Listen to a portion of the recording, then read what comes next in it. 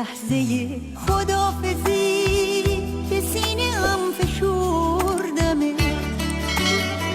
اشک چشمام جاری شد دست خدا سپردم، دل من راضی نبود به این جدای نازنین.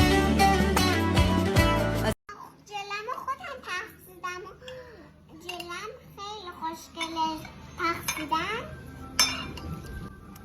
چیکار کرد؟ جلم خوشگله تقصیدم. تقصیدی بابا این که پزیده نمیشه که، پخته نمیشه که، پزیده منو باش توی یخچال آماده میشه. یهودو مامان عصبانه. مامان رسیدیم خونه اینا رو براتش جمع میکنن، نگران نباش. الان نمیشه جمع کنی؟ نمیشه خدا.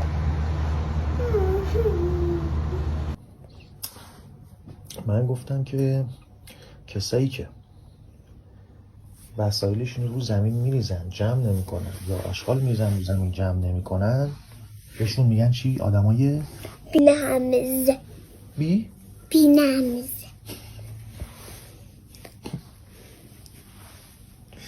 بی‌نمز.